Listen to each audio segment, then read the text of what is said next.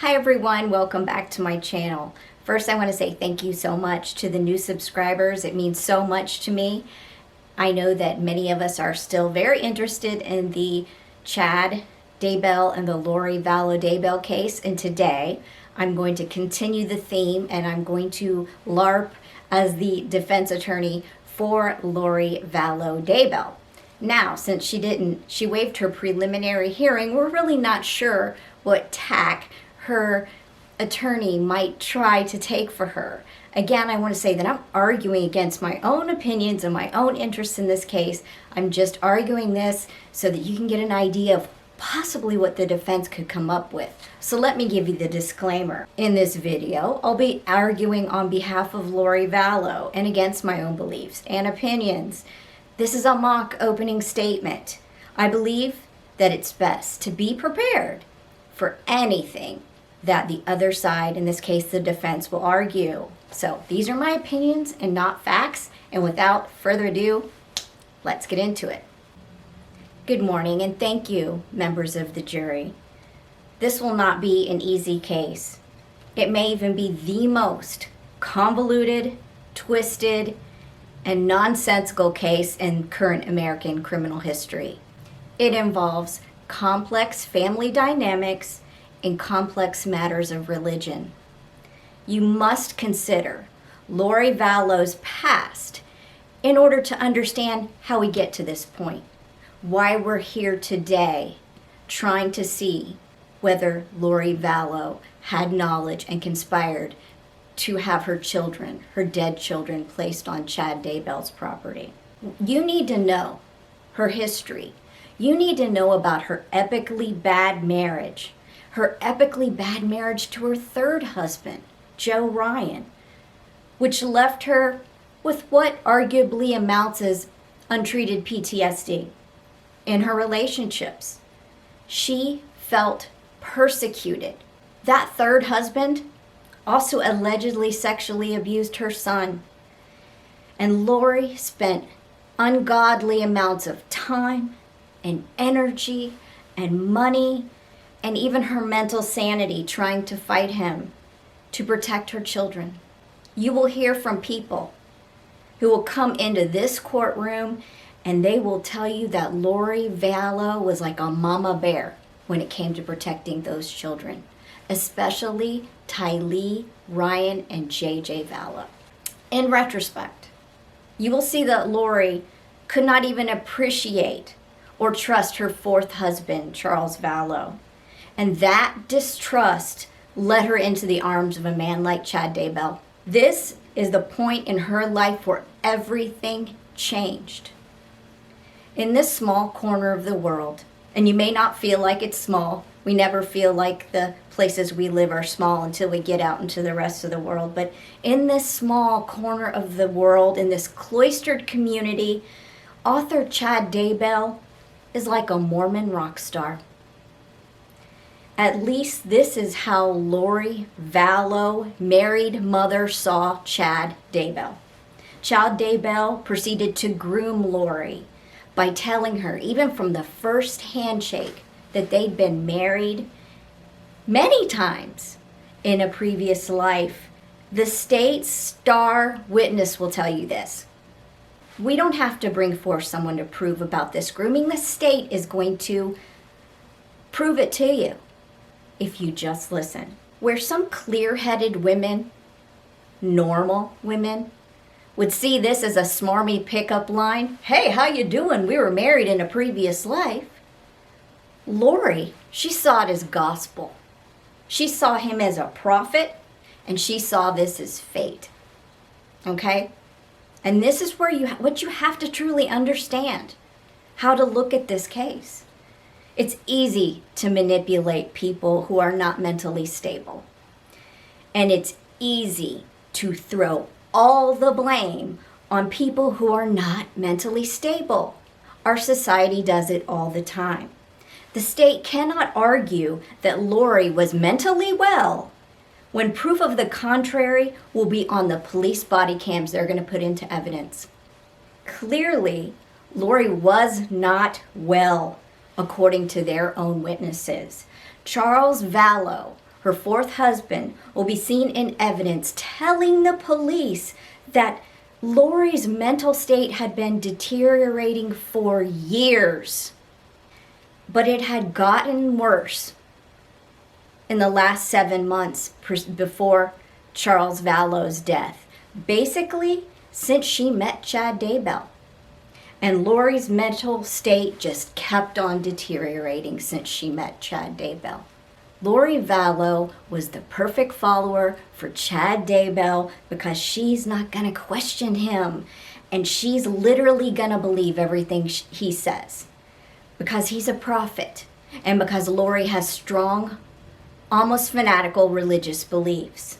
Not long after meeting Lori and having cemented the bond between them with this story of being married in a previous life, Chad emails Lori a detailed list of everyone in her life and where those people fall on a scale of light and dark, essentially good and bad.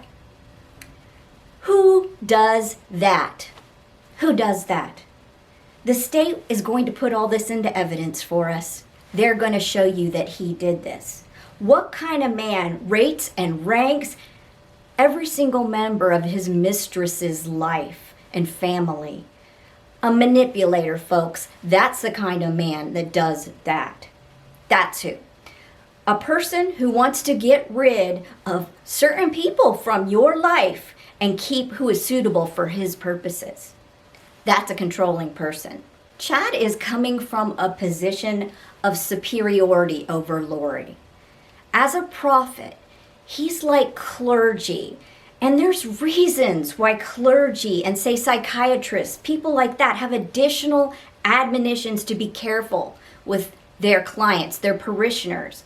They have a duty not to take advantage of them mentally, sexually, or otherwise. But this is an offshoot group, and no one is monitoring them.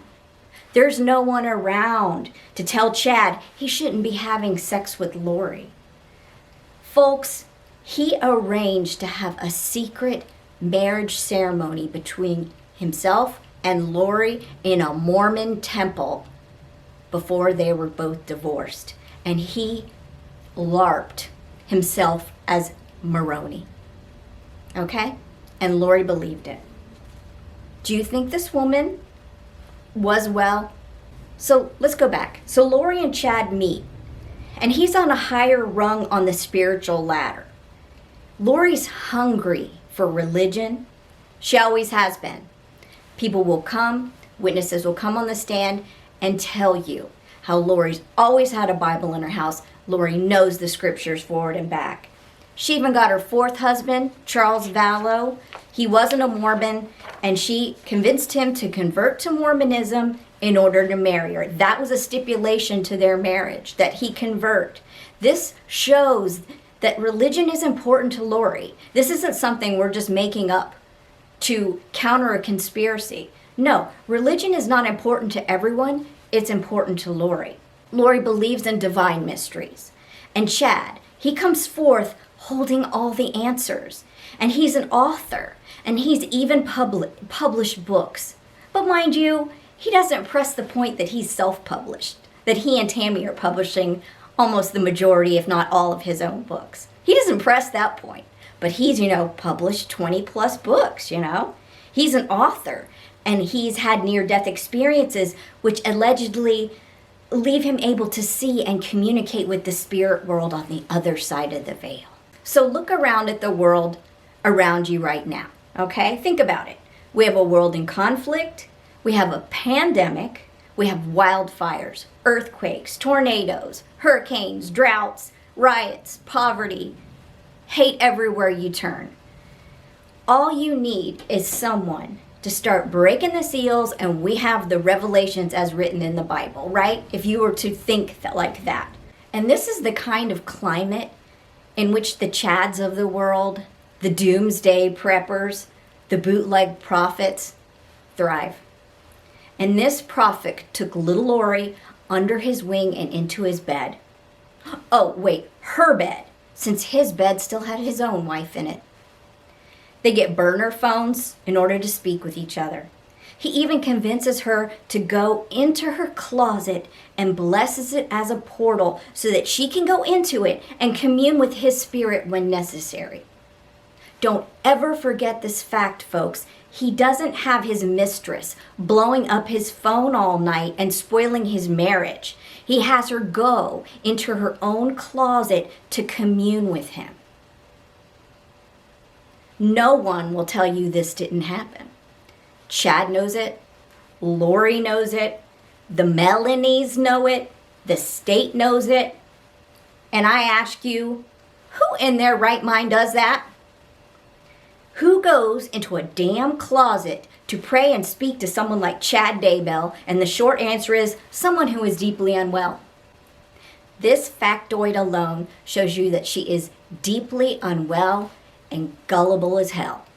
Mind you, Chad wasn't as quick to make the sacrifices himself that he manipulated Lori and her family to make. Lori wanted to divorce Charles Vallow and marry Chad.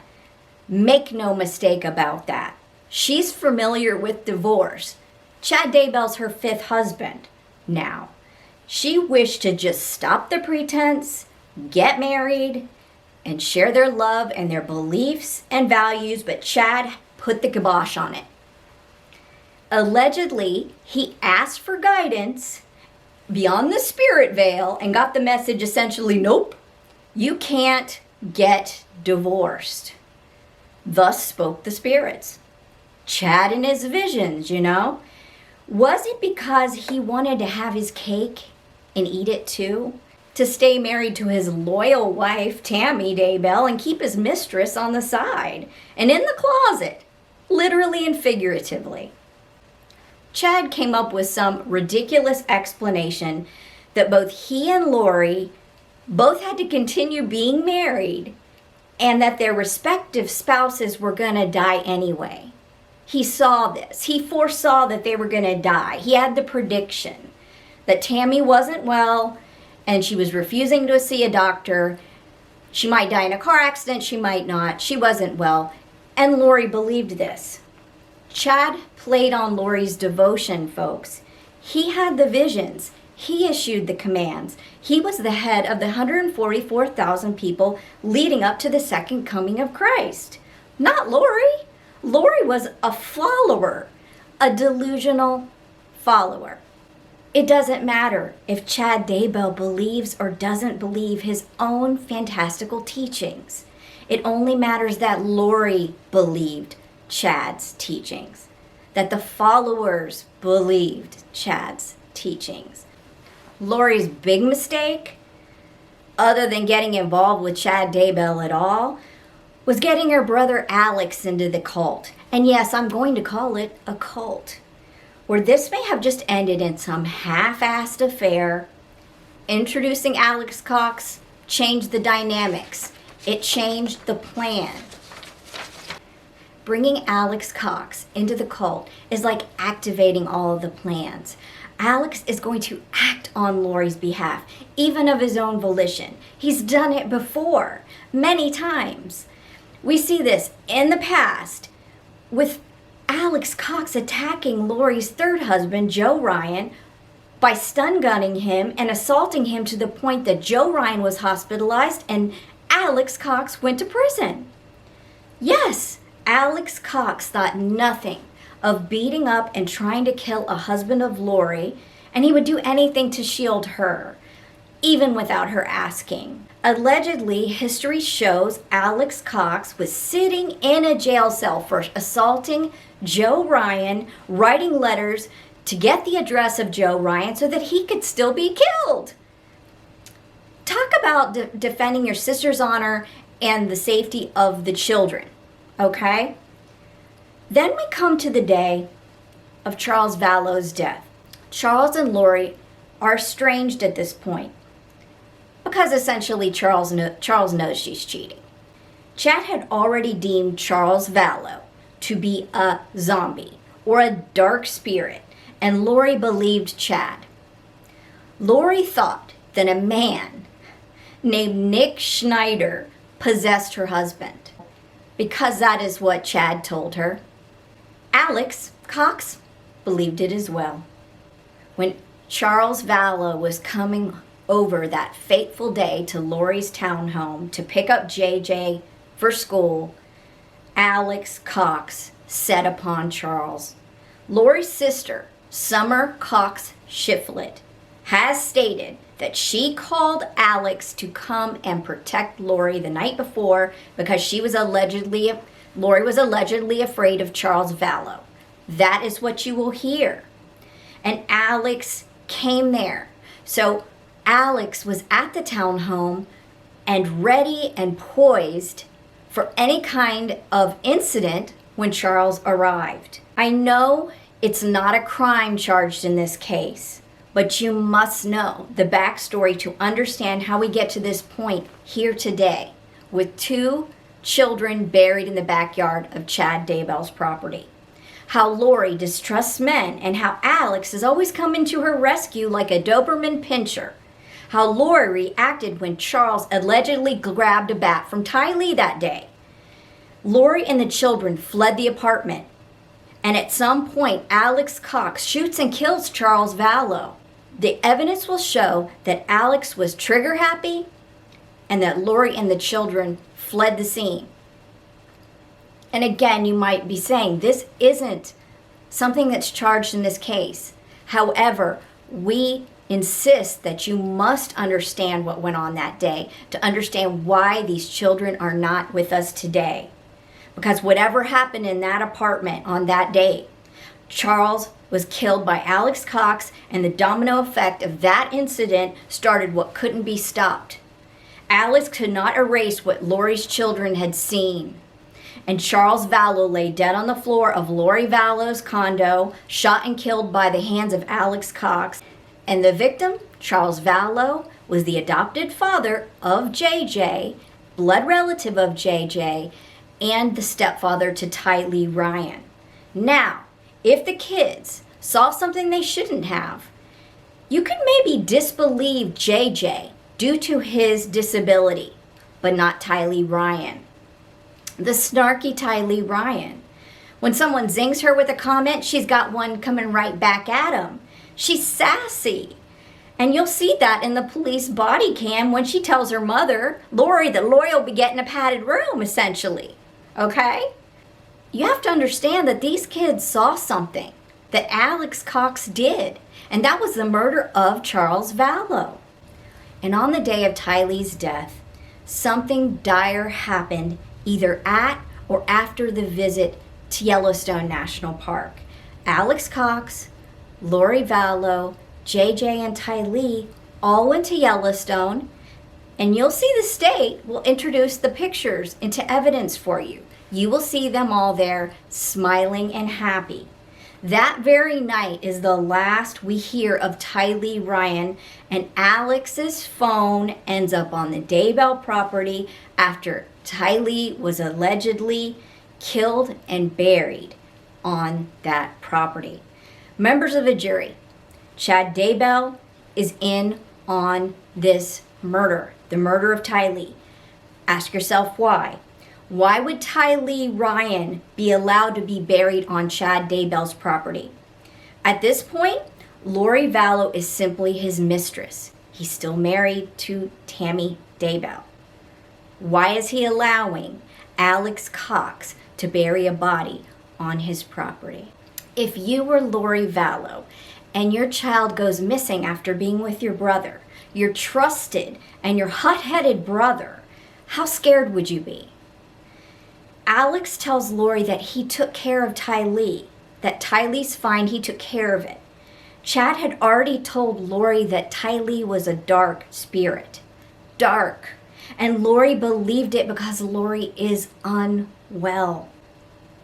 If Chad had wanted to turn back on this fantasy world that he's created, it becomes very real when Alex Cox shows up on the Daybell property to bury a body. It's too late to turn back now. Fantasy is now reality, and they're committed to it. The state has zero proof, zero, that Lori was on the Daybell property because she wasn't. She was not on the Daybell property.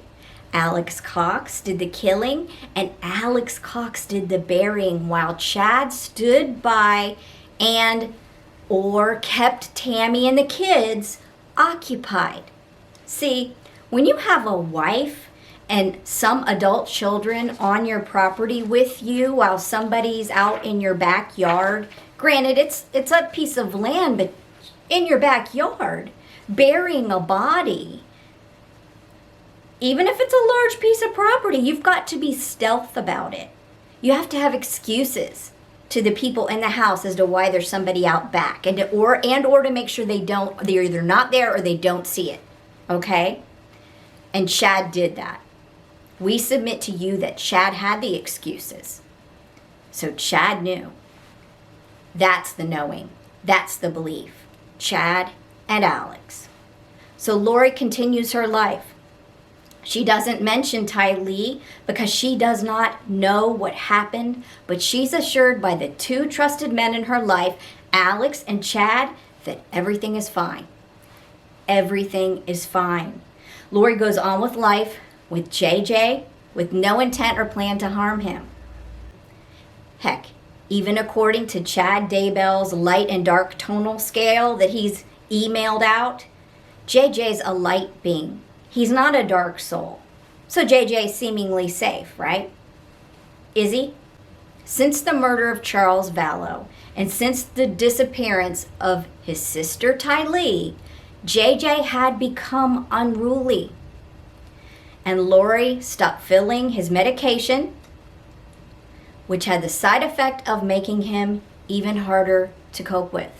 And Lori did remark upon JJ's behavior to Melanie Gibb and her boyfriend David Warwick while they were trying to do a podcast on the last day of JJ's life.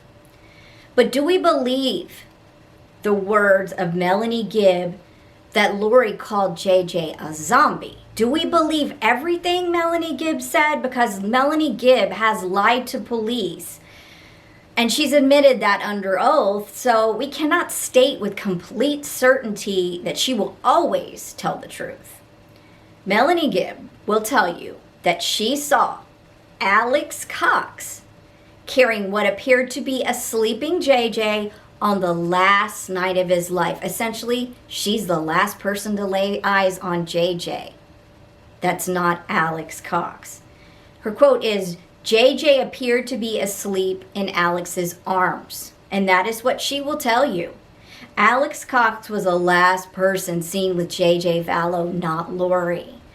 And then JJ is later found duct taped within an inch of his life, duct taped into submission and buried on Chad Daybell's property. And I also submit to you, when you are a mother to a child, most times those children will listen to their mother. Do you think that Lori would have had to have duct taped JJ that extensively? Or do you think maybe someone that wasn't his parent, like Alex or Chad, would be the one that would find it necessary to duct tape a child with the tape around his arms, around his hands, his face, his chin? Again, the state's exhibits that are consisting of the FBI's CAST data of the cell phone analysis will show that Alex Cox and Chad Daybell were at the Daybell property within 6 meters of where JJ Vallow was buried. Just like Tylee's burial, you have the same 2 players. Lori was at home. We know this because Melanie Gibb was also there with her, with David Warwick, her boyfriend, at Lori's apartment. So Lori has 2 alibi witnesses to this fact. And might I add, these are alibi witnesses who don't like her, who are going against Lori now. But they will tell you that Lori wasn't there. They were with Lori. So keep that in mind. These are alibi witnesses who are the state's witnesses. The cell phone data will clearly show whose phones were there while the bodies were being buried. Alex Cox and Chad Daybell. The cell phone data will also show who wasn't there. Lori Vallow. What is not clear, okay, and what must be proven by the state is Lori's knowledge and consent for these acts. And that is why we're here today. Because there's a difference between belief and knowledge. And she doesn't have to be there, but she has to agree. They will say, yes, we give it to you, defense.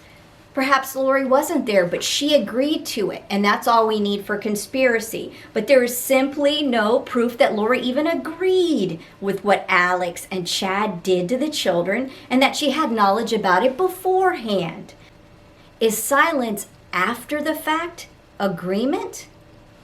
And we also submit to you that against the ruling of the medical examiner, that the death of Alex Cox was suspicious. And yes, folks, Alex Cox is now also dead. Alex Cox, a named co-conspirator here in this conspiracy that the state has concocted. And we submit to you that the death of Alex Cox wasn't natural causes and that Chad Daybell, through one of his flunkies, had Alex Cox put down like a rabid dog in order to cover his part in these string of murders. And Lori is now at an extreme disadvantage because she cannot challenge her alleged co-conspirator. He's dead. And that's convenient for the state to have one of the co-conspirators in the conspiracy now dead.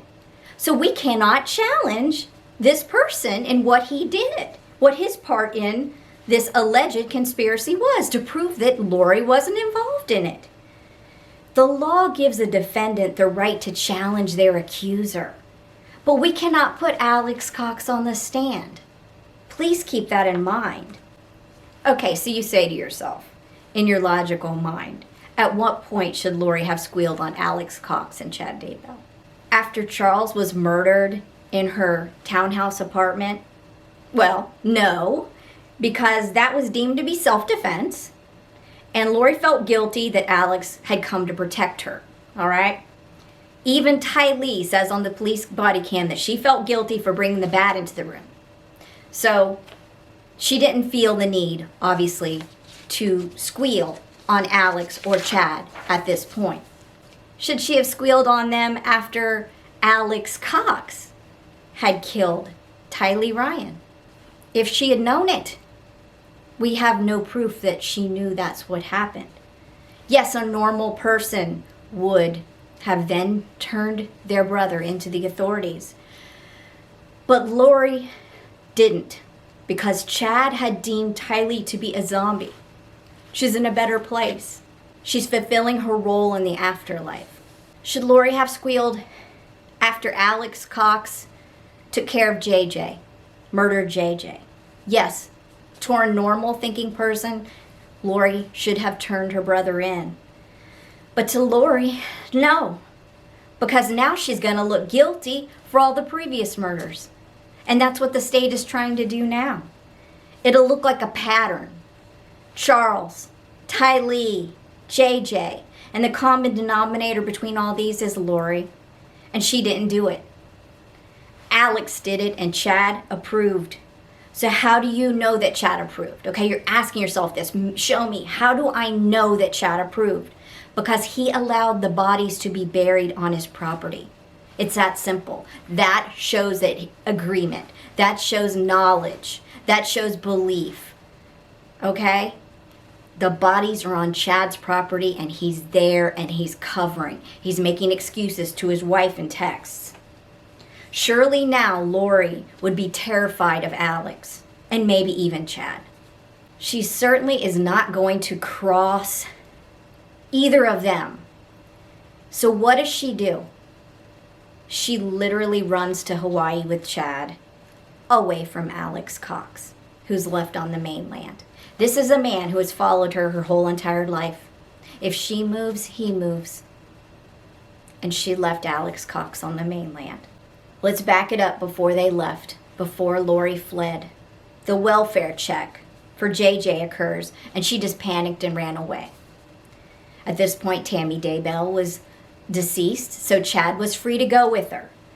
She couldn't come forward with what she didn't know.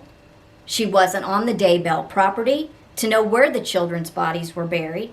She didn't call the shots. Chad did. And Lori didn't want to be labeled as the next zombie. Lori shut down. She obviously did nothing. You can't argue with me. Lori did nothing. She said nothing. She went off to live on Fantasy Island, Kauai. Looking at her walking down the street, you wouldn't think she even cared. She's in mental la land. I submit to you, that is not normal. That is not normal. Being in the closet, praying to your lover is not normal. How did this happen? Chad is like God to Lori. He's like a clergy. He's like an intercessor to God. And he's in the position of power over her, and he abused it. And even Melanie Gibb said that Lori said to her, if Chad is Satan, he sure is a good one. Because some small part of Lori knew something was wrong with Chad, but she didn't want to believe it. The children are safe. The children are happy. The children are in a better place, and this is the mantra she told herself. What is Lori guilty of? Let me count the ways. Being a married woman, having an affair with a married man, guilty, for starters. Introducing her homicidal brother, Alex Cox, to Chad to be in this cult, guilty. Trusting Chad Daybell, guilty. Lori Vallow did not kill her children or act as a party to bury her children on Chad's property. The state has no proof that she agreed to it. The state cannot use her silence against her. It is their obligation to prove that not only did she know that the children were buried on Chad's property, had a part in it, but that she was also in agreement with those acts. They cannot prove this. So the best they can do is create a conspiracy to try to weave a story together for you. And that is exactly what it is. It's a story. We agree that someone needs to pay for these crimes. What was done to these children is unimaginable. It's horrible. Even the crime against Charles Vallow, in addition to the crime against Joshua J.J. Vallow and Tylee Ryan. And we assert to you that fate has partially played its hand in the death of Alex Cox. He's now dead. If you feel like more justice should be served and is necessary to be served, look no further than to Chad Daybell, the master manipulator in all of this. Thank you. Okay, folks. I just want to say how incredibly difficult this was for me. I do not believe half of what I just said. I do not believe it in any way, shape, or form, but that was the best tactic I could come up with. Now, if I was in charge of this, I would try to flip and cop a plea. All right? That would be what I would push towards a client if I was LARPing as an attorney. Cop a plea and squeal on the other, because this is not going to fly very hard. So thank you so much for watching. I appreciate all the subscribers and I appreciate the comments, so please keep them coming. And without further ado, have an excellent day. Bye.